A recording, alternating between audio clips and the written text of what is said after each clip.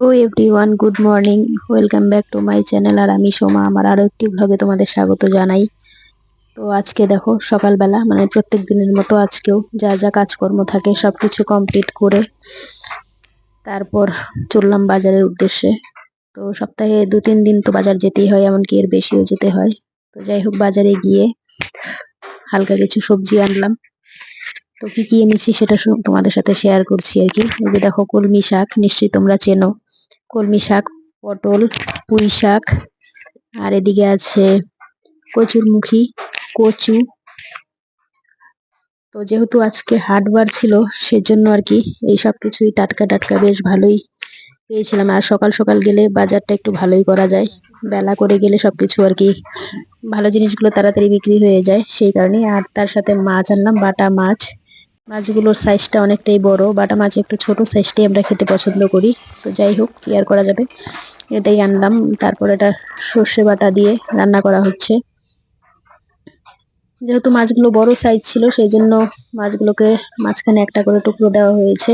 খুব বেশি বড় মাছ আমাদের পছন্দ না, মানে সেটা নরম নরম। আর দিকে দেখো, কচুর বড়া করা হয়েছে, পটল ভাজা, কলমি শাক, সবকিছুই রান্না কমপ্লিট। আর তার সাথে হয়েছে কুমড়ো পাতার বড়া। জানি না তোমরা কে কে খাও, আমাদের তো খুবই পছন্দ, বিশেষ করে আমার মেয়ের জন্য। মেয়ে তো এইসব শাক সবজি কোনোটাই খাবে না, ও শুধু এই মাছটা আর এই কুমড়ো পাতার বড়া দিয়েই খাবে। আর তার সঙ্গে দেখো কচু শাক। বেশ অনেক দিন থেকেই কচু শাক খাওয়ার জন্য মনটা হলো, অনেক দিন থেকেই। তো যাই হোক, সেই শখটা আজকে পূরণ হয়েছে।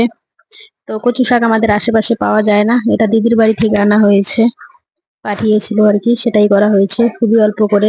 যদিও সবাই খায় না, আমিই খাবো, বাকিদের মানে কচু শাক শুট করে না, চুরি করে, অ্যালার্জির আছে আর কি। তারপর দেখো, আমরা খাওয়া দাওয়া কমপ্লিট করে আমি আর মেয়ে দুজনেই বেরিয়ে পড়েছি, একটু কোচবিহার যাব।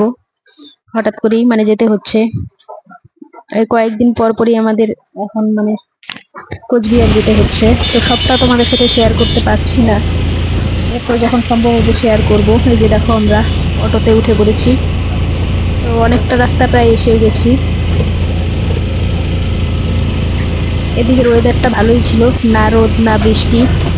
যখন বাড়ি থেকে বেরোচ্ছিলাম তখন হালকা ছিটে ফোঁটা ছিল, এদিকে একদমই শুকনো, রাস্তাঘাটে হালকা হালকা ভেজা দেখা যাচ্ছে।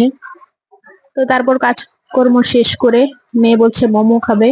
হাঁটতে হাঁটতে অনেকটা খিদেও পেয়ে গেছিল, আমি বললাম যে তুই খা, আমি খাবো না, আমি অন্য কিছু খেয়ে নেব। তারপর এখানে অনেকেই খাচ্ছে দেখো আমাদের মতো। আমি একটা ট্রাই করেছিলাম, বেশ ভালো, নেপালি দোকান তো, মোমোটা বেশ ভালোই বানায়। ওই যে অনেক ছেলে মেয়েরা বসে খাচ্ছে, মহিলারাও, তো ভালোই লাগছিল। এরপর একটা হোটেলে চলে গিয়েছিলাম যে ভাত খাবো, যেহেতু অনেকক্ষণ মানে এসেছি, সারাদিন হাঁটতে হাঁটতে সব কাজকর্ম শেষ করে প্রচন্ড খিদে পেয়ে গেছিল। কিন্তু হোটেলটাতে ভাত শেষ হয়ে গেছে, কি আর করা যাবে। তারপর ওই একটা পনিরের তরকারি আর তার সাথে নান অর্ডার করা হয়েছিল। তো মানে এত বিরক্ত লাগছিল, অর্ডার করে অনেকক্ষণ বসে থাকতে হয়েছিল। আর এদিকে খিদে মানে কি বলবো, আর জানটা চলে যাচ্ছে আর কি গরমের মধ্যে। তারপর ফাইনালি আসলো খাবার। এখন আর বেশি কথা বলবো না, প্রচন্ড খিদে পেয়েছে, দুজনে মিলে আগে খাবো, এরপর বাড়ির জন্য রওনা দিব, অনেকটা বিকেল হয়ে গেছে। তো ভিডিওটা আজকে এই পর্যন্তই। আপনাদের কেমন লাগলো প্লিজ কমেন্ট করে জানাবেন, আর ভালো লাগলে একটা লাইক করে দেবেন। এরপর দেখা হচ্ছে নেক্সট ভিডিওতে। যদিও ভিডিও খুব মানে সবসময় দেওয়া সম্ভব হচ্ছে না, চেষ্টা করব খুব তাড়াতাড়ি আরো নতুন কোনো ভিডিও নিয়ে আসতে।